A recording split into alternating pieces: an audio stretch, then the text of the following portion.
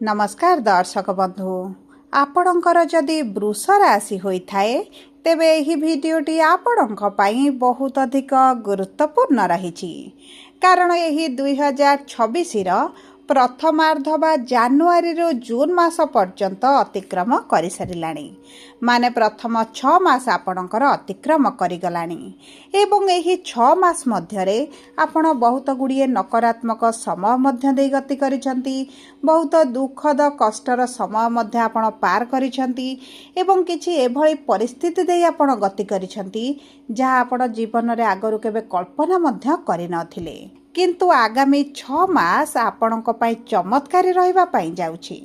एही 6 मास मध्यरे ग्रह मानकर गोचर राशि परिवर्तन आपणक सपक्ष रे रहिबा पई जाउछि एवं किछि एभली घटना आपणक जीवन रे घटिबा पई जाउछि जहा बदलाइबो आपणकर भाग्य किंतु केबे घटिबो केउ मासरे घटिबो एवं केउ ग्रहक प्रभाव रे घटिबो ताहा एही भिडियो रे आगको विस्तृत भाव रे आलोचना करिबा।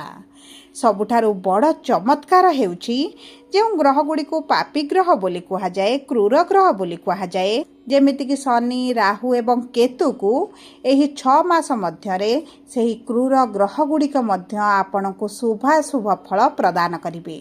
सेथिपई आपण टिके ध्यान देई देखंतु बुझंतु एवं जानंतु एवं निज जीवन रे परिवर्तन करंतु।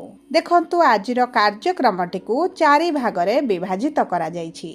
प्रथमे आपणक वृष राशिर 3 गोटी नक्षत्रर व्यक्ति विशेष मानक जीवन रे एही 6 मास मध्यरे की प्रकार प्रभाव आसीबो केउ भली परिस्थिति देई गति करिवे केउ ग्रहक प्रभाव रे आपणक जीवन रे परिवर्तन देखिबे विस्तृत भाव रे आलोचना करिबा सहित चतुर्थ भावटी रे वृष लग्नर व्यक्ति विशेषक जीवन रे की प्रकार प्रभाव पड़िबो एवं कौन परिवर्तन आसीबो सेही विषय रे आलोचना करिबा।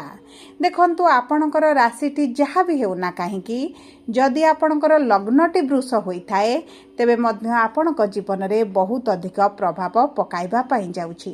देखंतु लग्न हेउछि आम निजर स्वयंर आम व्यक्तित्व पर्सनालिटी रो भाव को लग्न बोली कहा जाए। तेणु करी आपणकर राशि रे जदि खराब चलिछि एवं लग्न रे शुभ रहिछि तेबे मध्य आपन को शुभ फल प्राप्ति हेबो। जदि आपणकर लग्न रे खराब रहिछि एवं राशि रे भल रहिछि तेबे मध्य आपन को शुभ फल प्राप्ति हेबो नाही।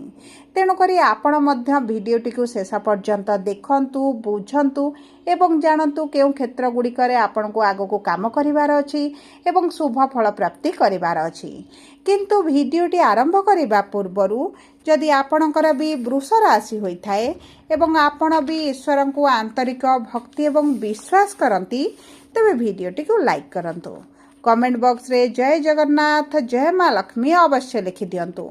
ता सहित आम सह जोगाजोग करिबा पई वीडियोर मध्य भाग रे एक व्हाट्सएप नंबर टिए दिया जाइछि जो नंबर साहाय्य आपण आम सह जोगाजोग करी निजर नूतन कुंडली प्रस्तुत करि परिबे कुंडली विश्लेषण कराई परिबे किंबा आपणकर चाकरी विवाह व्यवसाय प्रेम संपर्क शिक्षा स्वास्थ्य को नहीं किछि समस्या रहिछि ताहार सहजरे एवं स्वल्प मूल्य रे समाधान करि परिबे। सेतिपई आपण आम सह वीडियोर शेष पर्यंत जोड़ी होई रुहंतु एवं व्हाट्सएप नंबर माध्यम रे आम सह जोगाजोग करी खूब कम मूल्य रे आपणक समस्यार समाधान करंतु। एबे आसंतु कार्यक्रमटी को आग को बढ़ाइबा एवं जानिबा एही नवग्रहंकर प्रभावटी विशेष भाव रे क्रूर ग्रह शनि राहु केतुंकर प्रभाव ता सहित शुभ ग्रह देवगुरु बृहस्पति बुध शुक्रंकर प्रभाव आपणक उपरे केमिति रहिबा पाई जाउछि। तेबे सर्वप्रथम जानिबा वृष राशिर 3टी नक्षत्र रहिछि। कृतिका वृष 3/2 रोहिणी वृष 4/2 एवं मृगशिरा वृष 5/2 वृष राशि। सर्वप्रथम जानिबा कृतिका वृष राशिर व्यक्ति विशेषक जीवन रे नक्षत्राधिपति सूर्य होइथिबारु आगामी 6 मास केमिति रहिबो। देखंतु आपणकर एही 6 मास आरंभरु माने जुलाई मास प्रारंभरु सूर्य आपणकर द्वितीय भावरु तृतीय भाव को गोचर करिवे एवं देखंतु आगामी 3 मास पर्यंत जुलाई अगस्त सेप्टेम्बर पर्यंत सूर्यंकर स्थिति अति उत्तम रहिबो। आपणक शिक्षा क्षेत्र पई आपणकर जदि किछि प्रॉपर्टी क्रय करिवार अछि किंबा किछि बड़ जिनिस ଗୃହ ପ୍ରବେଶ ଗୃହ ନିର୍ମାଣ କରିବା ଯେକୌଣସି ଶୁଭ କାର୍ଯ୍ୟ ଆପଣଙ୍କର କରିବାର ରହିଛି ଆପଣଙ୍କ ପାଇଁ ଅତ୍ୟନ୍ତ ଶୁଭଦାୟକ ରହିବ। ତା ସହିତ ଆପଣଙ୍କ ପରିବାର ଲୋକଙ୍କ ସହିତ ସମ୍ପର୍କ ମଧୁର ରହିବ। ବିଦ୍ୟାର୍ଥୀମାନଙ୍କୁ ଶିକ୍ଷା କ୍ଷେତ୍ରରେ ଉଚ୍ଚକୋଟୀର ସଫଳତା ମିଳିବ। ଯଦି ସରକାରୀ ଚାକିରି ପାଇଁ ଚେଷ୍ଟା କରୁଛନ୍ତି ତେବେ ମଧ୍ୟ ସରକାରୀ ଚାକିରି ହୋଇଯିବାର ମଧ୍ୟ ସମ୍ଭାବନାଟି ବଢ଼ିଯାଉଛି। ତା ସହିତ ଆପଣଙ୍କ ଭାଗ୍ୟର ସ୍ୱାମୀ ଶନିଦେବ ଯେହେତୁ ଆପଣଙ୍କର ଏକାଦଶ ଭାବରେ ଅଛନ୍ତି ଆପଣଙ୍କର ଦୀର୍ଘ ଦିନର କିଛି ଅଭିଳାଷ ମଧ୍ୟ ପୂରଣ ହୋଇଯିବ। ଶନିଙ୍କର ସପ୍ତମ ଦୃଷ୍ଟି ଆପଣଙ୍କର ପଞ୍ଚମ ଭାବକୁ ଥିବା କାରଣରୁ ଆପଣଙ୍କ ଶିକ୍ଷା କ୍ଷେତ୍ରରେ ଆପଣଙ୍କର ଯେଉଁ ବିଳମ୍ବ ଦେଖୁଛନ୍ତି ଡିଲେ ହେଉଛି ଆଶାନୁରୂପକ ଫଳ ମିଳୁନାହିଁ। ପରିଶ୍ରମ ବୃଦ୍ଧି ଘଟୁଛି କିନ୍ତୁ ଆପଣଙ୍କୁ ଏତେଟା ସଫଳତା ମିଳିପାରୁନଥିଲା ସେହିସବୁ କ୍ଷେତ୍ରରେ ମଧ୍ୟ ଆପଣଙ୍କୁ ସଫଳତା ମିଳିବା ପ୍ରାପ୍ତ ହେବ। ତା ସହିତ ଦେଖନ୍ତୁ ଆପଣ ବାରମ୍ବାର ଇଣ୍ଟରଭ୍ୟୁ ଦେଇ ଏଣ୍ଟ୍ରାନ୍ସ ଦେଇ ଏବଂ ବାରମ୍ବାର ନିରାଶତା ଦେଖୁଛନ୍ତି। କୌଣସି ରେସ୍ପନ୍ସ ଆସୁନି ଆପଣଙ୍କୁ କିଛି ଗ୍ରୋଥ ମିଳୁନାହିଁ ତେବେ ମଧ୍ୟ ଆପଣଙ୍କୁ ଗ୍ରୋଥ ମିଳିବା ଆରମ୍ଭ ହୋଇଯିବ। ଏବଂ ଦେଖନ୍ତୁ ବିଶେଷ ଭାବରେ ଅଗଷ୍ଟ ମାସ 12 ତାରିଖ ପରେ ଗୁରୁ ଯେତେବେଳେ ଉଦୟ ହେବେ କାରଣ ଏହି ଜୁଲାଇ ମାସରୁ ଗୁରୁ ଆପଣଙ୍କ 15 ତାରିଖ ପରଠାରୁ ଅସ୍ତ ହେବା ପାଇଁ ଯାଉଛନ୍ତି ଅଗଷ୍ଟ ମାସ 12 ତାରିଖ ପର୍ଯ୍ୟନ୍ତ। ତେଣୁକରି ଗୁରୁଙ୍କର ଶୁଭାଶୁଭ ଫଳଟା କିଛିକା ଅଂଶରେ କମିଯିବ। ଗୁରୁ ଉଦୟ ହେବା କ୍ଷଣି ଆପଣଙ୍କର କର୍ମକ୍ଷେତ୍ରରେ ଆପଣ ବିରାଟ ପରିବର୍ତ୍ତନ ଦେଖିବେ। ଯଦି ଆପଣଙ୍କର ଚାକିରିରେ କିଛି ଗ୍ରୋଥ ହେଉନଥିଲା ତେବେ ମଧ୍ୟ ଆପଣଙ୍କୁ ଚାକିରି କ୍ଷେତ୍ରରେ କିଛି ନା କିଛି ଶୁଭ ଖବର ପ୍ରାପ୍ତ ହେବ। ଏବେ ଆସନ୍ତୁ ଜାଣିବା ରୋହିଣୀ ବୃଷ ରାଶି ବା 4/2 ବୃଷ ରାଶିର ବ୍ୟକ୍ତି ବିଶେଷ ମାନଙ୍କର ନକ୍ଷତ୍ର ଅଧିପତି ହେଉଛନ୍ତି ଚନ୍ଦ୍ରମା ଏବଂ ଚନ୍ଦ୍ରମା ହେଉଛନ୍ତି ତୃତୀୟ ଭାବର ସ୍ୱାମୀ। ଆପଣଙ୍କର ଯେଉଁ ଭାବରେ ଦେବଗୁରୁ ବୃହସ୍ପତି ଶୁକ୍ର ଏବଂ ବୁଧ ବିରାଜମାନ କରିଛନ୍ତି। ଆପଣଙ୍କର ବୁଧ ଯେହେତୁ ବକ୍ରୀ ସ୍ଥିତିରେ ଦ୍ୱିତୀୟ ଭାବକୁ ଏହି ଜୁଲାଇ ମାସରେ ଗୋଚର କରିବେ ଆପଣଙ୍କ ପାରିବାରିକ ସ୍ଥିତିରେ ଉନ୍ନତି ଆସିବ। ଯଦି ସନ୍ତାନ ପ୍ରାପ୍ତିରେ ବିଳମ୍ବ ହେଉଥିଲା ତେବେ ମଧ୍ୟ ସନ୍ତାନ ସୁଖ ପ୍ରାପ୍ତି କରିବେ।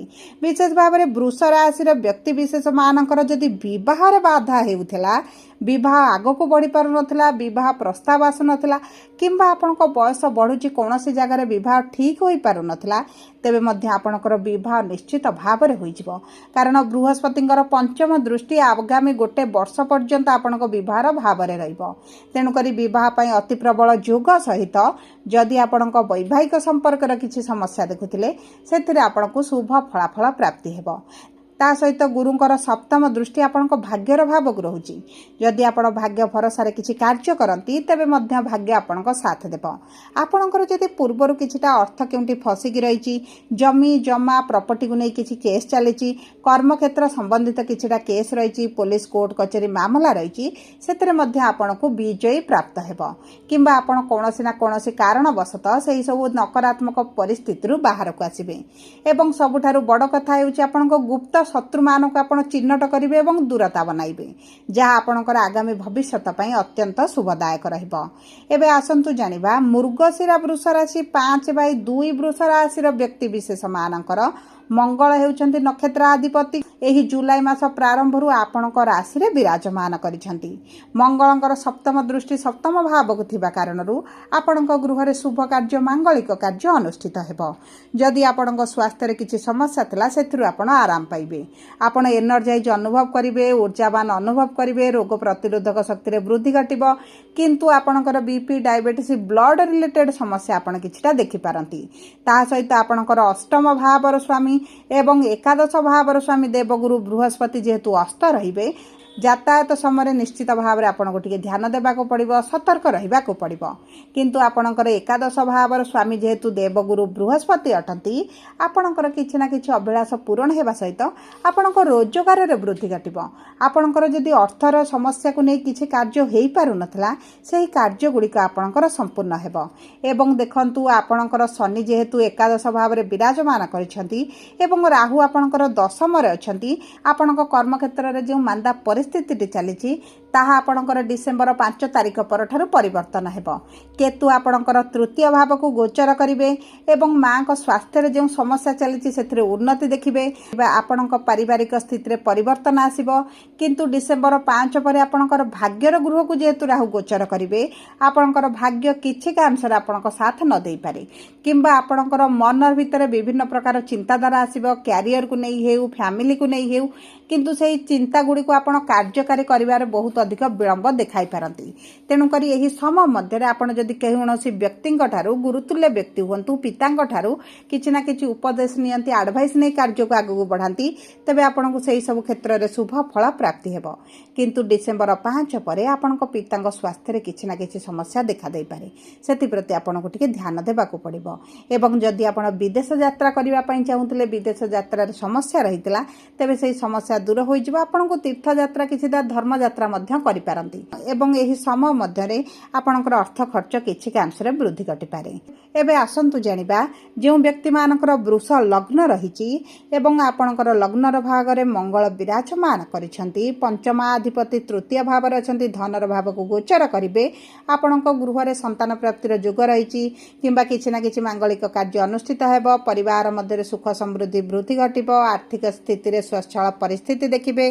आपड़ जदि किसी लोन चाहूले इन्वेस्टर चाहूले अर्थ चाहूले कौन कार्य करने तेज आपंकर लोन पास हो पारे कौन ना कौन मध्यम अर्थ आपन को प्राप्त हो पारे। एवं सबुठारु बड़ कथा होउची द्वादश भावर स्वामी लग्नर भाव में थिबारु आपण जदि विदेश पूर्वर रोचंती तेबे आपन को उत्तम फल प्राप्ति हेबो। जदि विदेश कर्म क्षेत्र में व्यवसाय रे कौन कार्य आपंकर विभिन्न प्रकार समस्या देखुंती मांदा परिस्थिति देखुंती तेबे अगस्ट मास 12 तारिख पर से सब क्षेत्र में शुभ फल प्राप्ति करेंगे। आपंकर जदि वैदेशिक मुद्रा रोजगार करुँच रोजगार में वृद्धि घटब।